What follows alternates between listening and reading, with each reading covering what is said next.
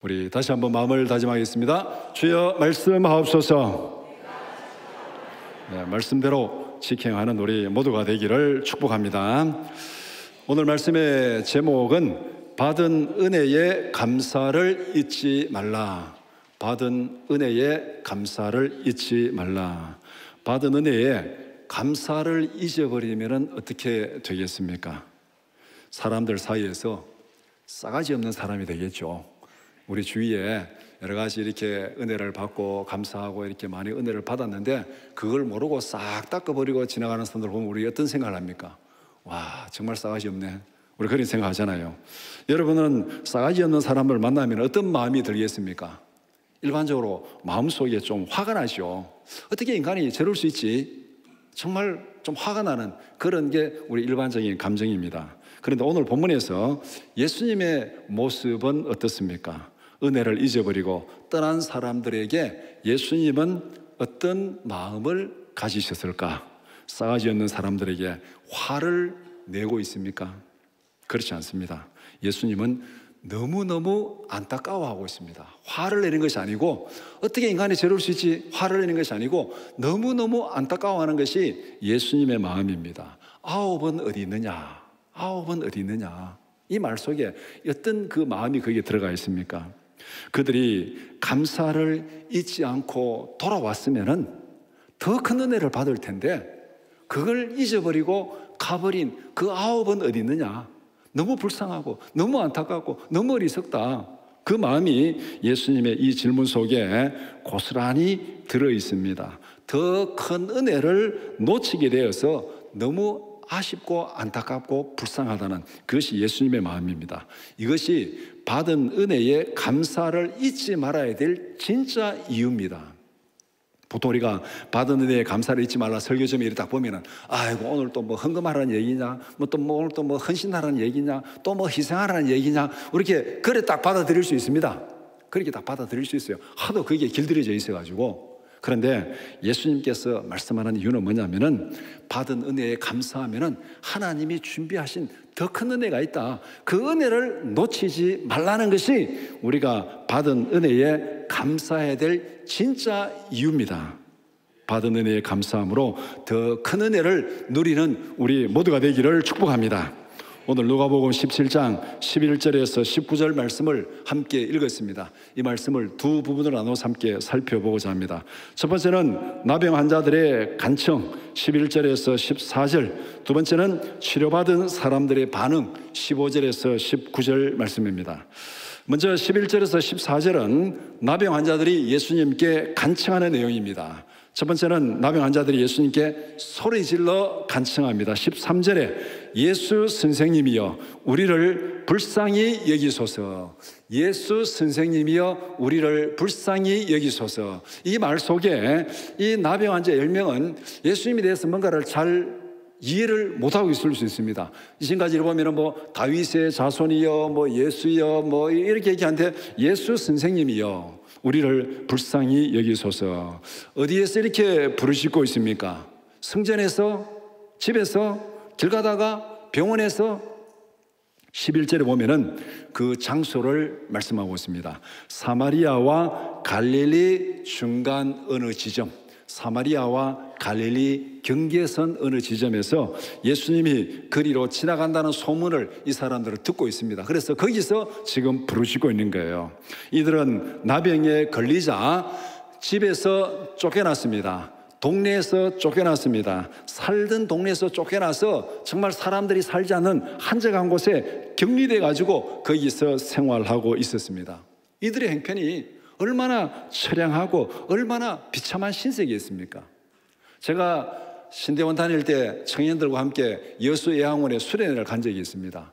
그때는 정말 나병에 걸린 음성나한 자들 이제 이렇게 치료받고 거기에 이제 나이 드신 분들이 거기에 있었습니다. 거기 가서 제가 그분들에게 이런 간증을 들었습니다. 자기가 청소년 때, 고등학교 다닐 그 나이 때 어느 날 아침에 일찍이 아버지가 일어나서 아침밥을 일찍 잘 차려주고는 어디 갈 데가 있다고 가자고 그러더래요. 그래서 아버지를 따라 나섰다는 겁니다. 그런데 따라 나섰는데 나중에 보니까 아버지가 자기를 버리고 갔다는 거예요. 이유는 자기가 나병에 걸렸기 때문에. 나병에 걸렸기 때문에.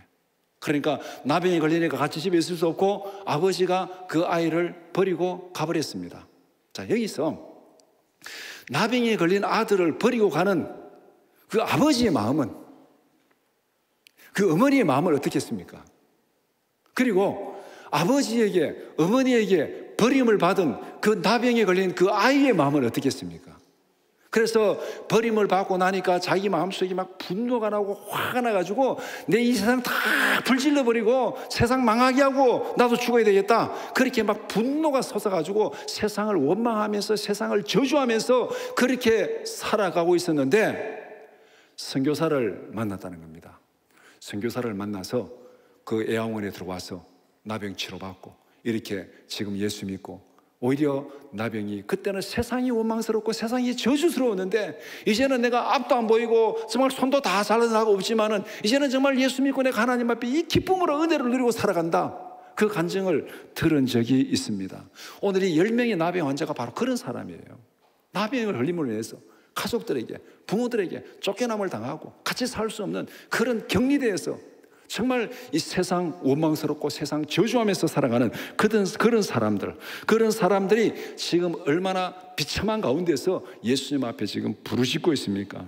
거기서 격리대에서 사람들이 살지 않는 동네에서 멀리 떨어진 거기에 격리대 살아가면서 거기서 예수님이 지나간다는 소문을 들었습니다. 이들은 사람들과 같이 어울리지 못하기 때문에 예수님의 설교를 들은 적도 없고 사람들에게 무슨 상세한 얘기를 들은 적도 없습니다. 다만 아마 들려가는 소문으로 거기에 먹을 것을 갖다 주는 사람들 아마 들려주는 소문으로 이런저런 소문을 들었는데, 예수라는 사람이 있는데 대단한 능력도 행하고 기적도 행하고 병자도 고친다 하더라, 아마 이런 소문을 들은 것 같습니다. 그래서 그 예수님이 자기 옆으로, 자기들이 지나는 그 옆으로 지나간다는 말을 들었습니다. 멀리서 예수님께 큰 소리로 부르짖고 있습니다. 10명이 합심해서 부르짖고 있습니다. 예수님이 못 들을 수도 있잖아요. 멀리 있으니까 예수님이 못 들을 수도 있고 지나가는 사람들 떠들으니까 예수님이 그 소리 못 들을 수도 있고, 들었는데 예수님이 보고 저 나병 환자가 있구나, 피해서 예수님이 그냥 지나갈 수도 있는 거예요. 이러나 저러나 자기들이 부르시는 그것이 예수님이 들린다는 보장도 없고, 그것을 듣고 예수님이 자기들의 관심을 가진다는 보장도 없고, 정말 아무런 보장도 없는데 그들은 예수님 앞에 부르짖어 간청하고 있습니다. 그들이 얼마나 간절하게 부르짖었겠습니까? 그들에게는 체면도 없고 염치도 없습니다. 이것저것 따지기에는 그들의 사정이 너무나도 비참합니다. 믿져봐야 본전입니다. 죽을 힘을 다해서 부르짖는 것, 그거 외에는 그들에게는 아무런 방법이 없습니다. 죽을 힘을 다해서 부르짖는 것, 들어도 그만 안 들어도 그만, 그 외에는 방법이 없으니까. 아마도 예레미야 33장 3절에 있는 말씀, 그 말씀이 이 사람들에게 가장 잘 적용되었을 겁니다. 너는 내게 부르짖으라, 그러면 내가 내게 응답하겠고, 내게 부르짖으라. 이 10명의 나병 환자들이 얼마나 간절한 마음으로 부르짖었겠습니까? 이것이 나병 환자들이 예수님께 소리질러 간청하는 것입니다. 우리를 불쌍히 여기소서, 우리를 불쌍히 여기소서, 우리를 불쌍히 달라는 말 속에 다 들어가 있어요. 다 들어가 있어요. 그들의 병이 걸리고 그들의 가정의 편, 삶의 편, 우리 이 형편 주님이 아시면 우리를 불쌍히 여기소서. 하나님이 우리를 불쌍히 여기시면 그 순간에 다 해결된 줄 믿습니다.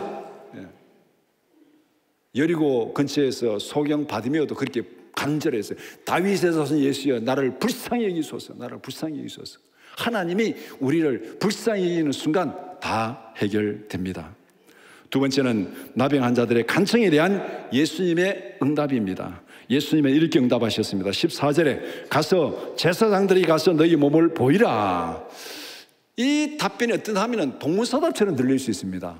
우리를 고쳐달라고, 이 질병을 고쳐달라고 그렇게 간청했는데 질병은 고쳐지지 않고 질병은 낫지도 않았는데 가서 몸을 제사장에게 보이라, 이렇게 말하고 있습니다.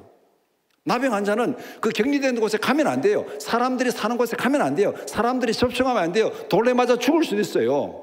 그런데 나병을 고쳐달라고 간청했는데 예수님의 답변은 가서 몸을 제사장에게 보이라. 이런 사오정 같은 답변이 어디 있습니까? 이 예수님께서 말씀하신 이 답변의 의미가 도대체 무엇입니까? 레위기 14장에 보면은 나병 환자가 정결케 되는 규례를 설명하고 있습니다. 거기 보면은 나병 환자가 이렇게 치료를 받으면은 이렇게 하라는 절차를 쭉 설명하고 있는데, 제일 먼저 하는 일이 뭐냐면은 고침을 받은 사람은 먼저 제사장에 가서 내가 나았다는 것을 보여줘야 됩니다. 내 몸을 보여줘야 돼요. 나병에서 나음을 받은 자는 먼저 제사장에 가가지고 내 몸을 보여주고 내가 나았습니다. 보여주면은 그 다음에 제사장이 이런 절차를 따라서 너가 정결하게 된다. 그 내용을 레위기 14장에서 말씀하고 있습니다. 이 말씀을 배경을 하면은 예수님의 답변은 어떤 의미가 있습니까? 너희 몸을 가서 제사장에게 보이라. 이 말이 무슨 의미입니까? 나병이 나았다는 것입니까? 낫지 않았다는 것입니까? 예수님의 선언으로 이미 나병이 나았다는 거예요, 예수님은. 그런데 이 사람들이 보기에는 아직 안 나았어요. 몸이 그대로 있어요.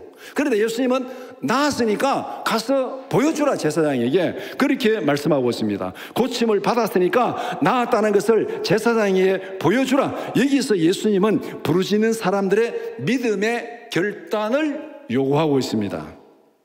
나았으니까 가서 보여주라, 제사장에게. 그 예수님의 말씀을 믿고 이들은 가면 되는 거예요. 가면 되는 거예요. 그런데 어떻게 성경이 뭐라고 말했습니까? 그들이 믿고 길을 가다가 깨끗함을 받았다. 깨끗함을 받고 길을 갔습니까? 말씀을 믿고 제사장에게 가다가 나음을 받았습니까? 가다가 나음을 받았다는 거예요. 무엇을 말씀하고 있습니까? 나병 환자들은 예수님의 말씀을 무시할 수도 있습니다. 고쳐주고 가라고 해야지 고쳐주지도 아니하고 가라 하면 어떻게 하라는 말이냐, 우리가 가다가 돌에 맞아 죽으라는 말이냐, 이렇게 들릴 수도 있습니다. 예수님은 가서 제사장에게 보여주라. 그런데 나병 환자들에게는 고쳐주고 가라 해야지 고쳐주지도 않고 가라 하면은 우리 가다가 죽을 수도 있습니다. 한 달란트 받은 자처럼 그렇게 말씀을 받아들일 수 있어요. 예수님이 뭘 하면은, 말씀이 뭘 하면은, 아, 그렇게 해서 되겠냐? 이래서 안 되고, 저렇게 해서 안 되고, 하나님의 말씀에 순종하라 그러면은 순종을 하지 않고 이런 핑계, 저런 핑계, 온갖 핑계 다 둘러대면서 자기와 합리하는 것이 오늘 우리의 모습 아닙니까? 주일 성수하라 그러면은 바빠서 피곤해서 이런저런 핑계 다 둘러대고, 기도하라 그러면은 이런저런 핑계 다 둘러대고, 앉아가지고 말만 하는 그런 사람들, 그것이 오늘 우리의 모습이고 그것이 오늘 우리 한 달 한 달 받는 우리의 모습 아닙니까? 예수님은 우리에게 그런 것을 요구하는 거 아닙니다. 믿음의 결단을 요구합니다. 믿고 순종하는 사람들에게는 치료의 은혜가 임했습니다. 그들이 가다가 맞아 죽을지언정 예수님이 말씀했으니까 믿고 가자. 믿고 가자. 이들이 믿지 봐야 본전이에요. 뭐 가다 죽으나 이 앉아 죽으나 이래 죽으나 저래 죽으나 믿지 봐야 본전입니다. 그래서 믿고 갔더니 가다가 나음을 입었습니다.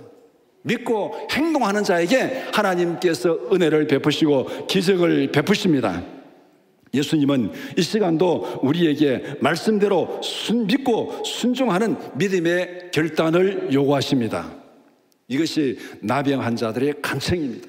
우리가 기도했습니까? 기도합니까? 그러면은 믿고 순종하는 행동이 필요한 거예요. 기도하라 그러면은 우리는 종종 그런 말을 할 때 있습니다.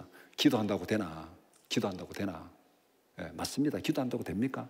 그거는 기도하고 나서 할 소리예요. 기도하기 전에 그런 소리가 아니에요. 기도 충분히 하고 나서 기도해도 안 되더라, 그거는 마지막에 하나님 앞에 할 말입니다. 하지도 않고 기도한다고 되나? 쓸데없는 소리 하는 그런 모습 하나님이 원하지 않습니다. 다음으로 15절에서 19절은 치료받은 사람들의 반응입니다. 첫 번째는 치료받고 예수님께서 돌아와 감사한 사람에 대해서 말씀하고 있습니다. 예수님의 말씀을 듣고 가다가 10명이 다 깨끗함을 받았습니다. 10명은 예수님의 말씀에 순종했습니다. 가라니까 낫지도 않았는데 갔습니다. 순종했잖아요. 낫지도 않았는데 격리된 곳을 나와서 제사장으로 갑니다. 가다가 돌에 맞아 죽을 수도 있습니다. 그래도 그들에게는 잃을 것이 하나도 없습니다. 격리 수용소에서 나병에 걸려서 비참하게 살다가 죽으나, 가다가 돌에 맞아 죽으나, 뭐 도찐개찐 아닙니까 이거? 이래 죽으나 저래 죽으나 그들에게는 뭐가 있으면 이럴 게 없으면 뭐 없어요. 나병이 걸려가지고 사람들에게 다 격리돼가지고 거기서 비참하게 거기서 죽으나, 가다가 돌에 맞아 죽으나, 이래 죽으나 손해볼 게 아무도 없는 거죠. 믿음의 용기와 결단은 대체로 두 가지 경우에 생기게 됩니다. 첫 번째는 잃을 것이 없는 인생의 막다른 골목에 다다랐을 때, 그때는 믿음의 결단을 합니다. 간혹 금식 기도원에 가면은 정말 몸이 야위해가지고 이래 있는 사람이 20일 30일, 40일 금식 기도한다고 거기에 있는 사람들이 간혹 있습니다.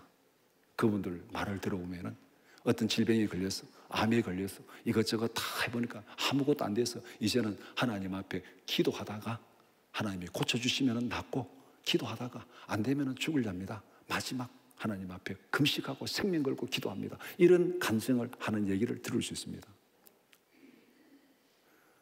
제 말이 진짜인지 가짜인지는 금식 기도원에 가서 주의 한번 둘러보시기 바랍니다. 그런 분들 분명히 있습니다. 우리가 이룰 것이 없는 인생의 막다른 골목에 다다랐을 때는 이것저것 계산하지 않습니다. 믿음의 결단을 합니다. 두 번째는 예수님께 대한 분명한 믿음의 확신이 생겼을 때, 분명한 믿음의 확신이 생겼을 때, 그때는 믿음의 결단을 합니다. 오늘 본문에 나오는 열병의 나병 환자들은 이룰 것이 없는 인생의 막다른 골목에 있는 사람들입니다. 이들에게는 손해볼 것이 없어요. 이룰 것이 없습니다. 진짜 차이는 그 다음에 일어납니다.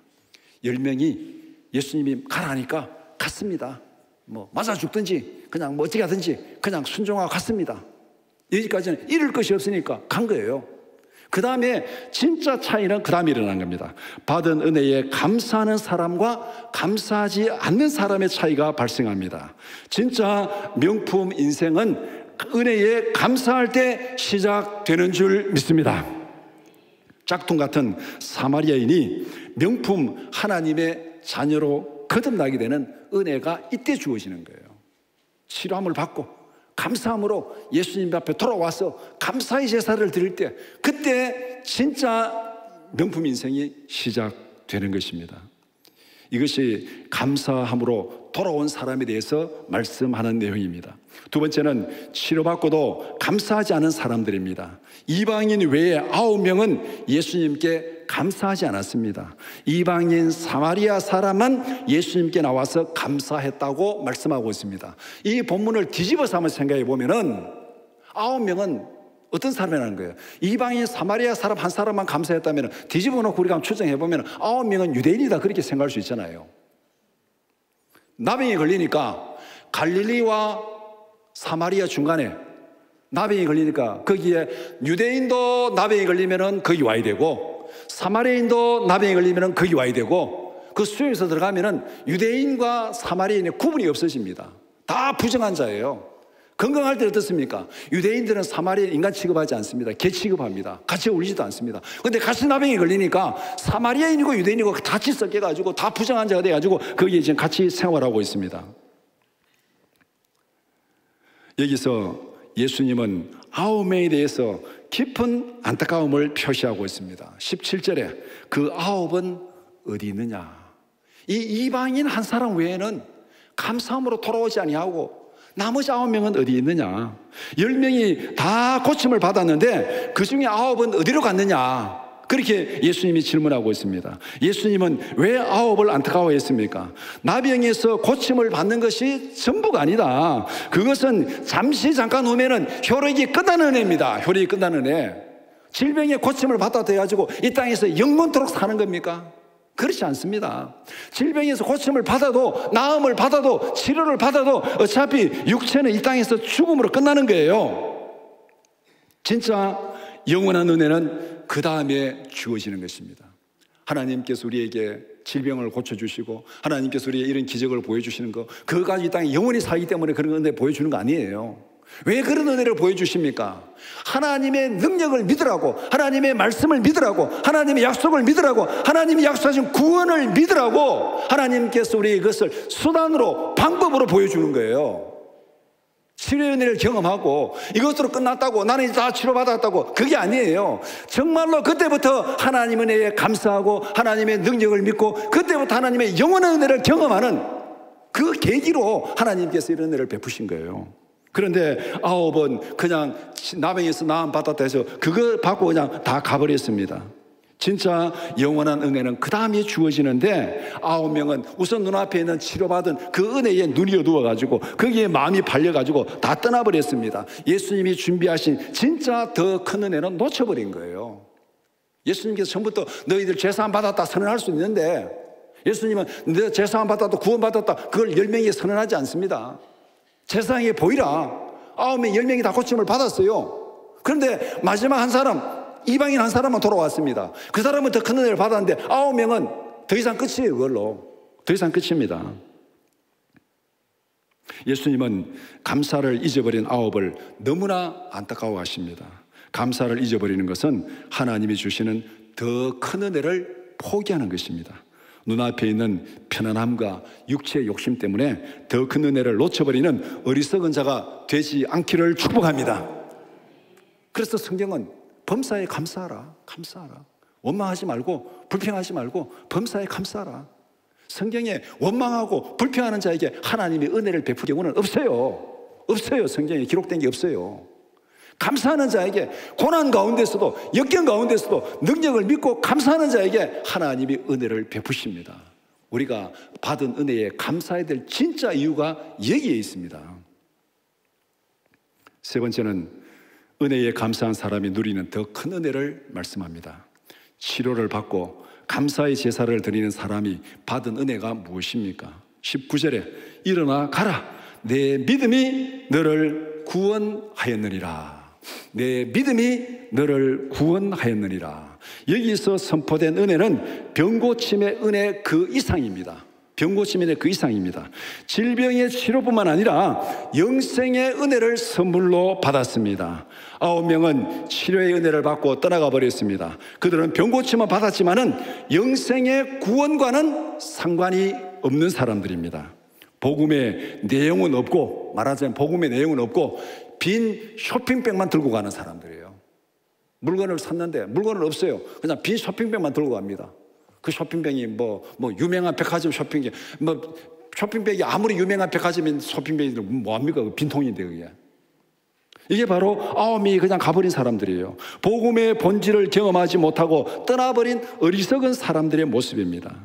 세상의 편안함과 욕심 때문에 더 큰 은혜를 놓치지 말라. 우리는 한나의 기도를 통해서 우리가 누려야 될 진짜 은혜가 뭔지를 우리에게 보여주고 있습니다. 오늘 이 10명이 하나님과 예수님께 부르짖었잖아요. 부르짖어가지고 치료의 은혜를 받았습니다. 그들이 소원한 은혜를 받았습니다. 그런데 그 10명 중에서 9명과 1명이 딱 갈라지는 거예요. 딱 갈라지는 거예요. 한나도 똑같이 하나님 앞에 부르짖었습니다. 왜? 아이 하나 달라고, 아들 하나 달라고 부르짖었습니다. 그 다음에 한나가 어떻게 행동했는가? 그 말씀과 오늘 본문의 이 사마리아인 한 사람하고 딱 보면은 정확하게 연결이 됩니다. 사무엘상 1장 27절 28절 말씀 같이 보겠습니다. 이 아이를 위하여 내가 기도하였더니 내가 구하여 기도한 바를 여호와께서 내게 허락하신지라. 그러므로 나도 그를 여호와께 드리되 그의 평생을 여호와께 드리나이다 하고 그가 거기서 여호와께 경배하니라. 한나가 뭐를 위해서 기도했습니까? 아들을 못 낳아가지고 온갖 멸시와 천대를 다 당하면서 고난 가운데 있다가 하나님 앞에 작심하기도 합니다. 하나님 아들 하나만 주세요. 아들 하나만 주세요. 이것 때문에 내가 인생에 너무 힘들고 어렵습니다. 아들 하나만 주세요. 그렇게 기도했더니 하나님께서 그 기도를 들으시고 한나의 아들을 주었어요. 자, 그러면은 일반적으로 생각해서 이런 기도 응답을 받으면 그 다음 어떻게 생각하겠습니까? 하나님 감사합니다. 내가 기도했는데 아들 주시니 감사합니다. 이 늦지막에 늙은 나이에 이거 금지옥에 이 아들을 품에 안고 이 아들 어떤 아들인데 잘 먹이고 잘 입히고 이 아들 어떤 아들인데 조금만 날씨 추면 감기 걸리면 안 되지. 교회 왜 가? 교회 가면 안 되지. 감기 걸리면 안 되지. 이 아들 코로나 걸리면 안 되지. 어떻게 교회를 가란 말이냐? 이 아들이 어떤 아들인데 그렇게 품에 안고 그 아들의 정신이 팔려가지고 그렇게 살아가는 것이 일반적인 모습 아니겠습니까? 우리가 상상할 수 있는. 만약에 한나가 그렇게 그 사무엘을 품에 안고 그렇게 키웠다면은 그 사무엘이 인간구실 하겠습니까? 인간구실 못해요. 우리 주위에 그런 사람 많이 보잖아요. 딸 한 7, 8명 낳았다가 마지막에 막내 아들 하나 딱 낳아가지고 그 엄마가 막 품에 안고 살아가다 나중에 커도 인간구실 못하는 그런 사람들 많이 보잖아요. 한나가 그 아들 품고 살았다면은 한나도 비참하고 사무엘도 비참한 사람이에요. 그런데 하나님 앞에 한나가 어떻게 했습니까? 내가 기도했는데 하나님 이 아들을 주셔서 감사합니다. 나도 이 아들을 하나님 앞에 되돌려 드립니다. 나도 되돌려 드립니다. 하나님의 은혜를 나도 되돌려 드립니다. 여기에서 한나의 위대함이 나타나고 여기서 하나님의 능력이 비로소 시작되는 거예요. 사무엘 준 걸로 하나님 능력이 시작되는 거 아니에요. 여기서 하나님 능력이 시작되는 거예요. 그랬더니 어떤 결과가 나타났습니까? 2장 21절에 보면은 하나님께서 한나를 생각하사 세 아들을 주시고 두 딸을 주셨어요. 그리고 아이 사무엘은 하나님 앞에서 자라가니라. 이렇게 말씀하고 있습니다. 무슨 얘기입니까? 하나님 앞에 아들 하나 달라고 기도했더니 하나님 응답하셨어요. 하나님 앞에 감사함으로 그 아들을 하나님 되돌려 드렸더니 하나님이 3남 2녀 더 주시고, 그 다음에 하나님이 받으신 그 사무엘은 하나님께서 위대하게 사용했습니다. 한나품에 있었으면 인간 구실 못한 아이예요. 그런데 하나님께 돌려드렸더니 그 아이가 이스라엘을 구원한 위대한 사사가 되고 위대한 지도자가 되었습니다. 감사의 제사로 이런 은혜를 누리는 우리 모두가 되기를 축복합니다. 오늘 본문이 강조하는 핵심은 이것입니다. 복음의 본질을 경험하라. 빈 봉투만 받아가지 말고, 복음의 껍데기만 받아가지 말고 복음의 진짜 능력을 경험하라. 9명의 유대인들처럼 무늬만 하나님의 백성이 되지 말라는 거예요. 유대인들의 그 얄팍한 자존심, 우리는 할례받은 자고 우리는 율법을 알고 있고 우리는 하나님의 백성이라고. 그런데 나병이 걸리니까 사마리아인하고 똑같아졌잖아요. 똑같아졌는데 나병에서 고침을 받고 나니까 또 이 자존심이 살아난 거예요. 이게 어떻게 우리가 사마리아인하고 같이 어울릴 수 있느냐. 너는 가고 우리는 우리대로 가겠다. 이런 얄팍한 자존심이 또 살아난 거잖아요. 한 명의 사마리아인처럼 진짜 복음의 능력을 누리는 하나님의 사람이 되라는 것입니다. 오늘 말씀이 진짜 하나님의 사람이 되라. 그저 무늬만 교회 다니는 사람이 아니라 진짜 구원의 은혜를 경험하고 누리는 우리 모두가 되기를 축복합니다. 우리가 예수를 믿는 본질은 일시적인 은혜를 누리기 위한 것이 아닙니다.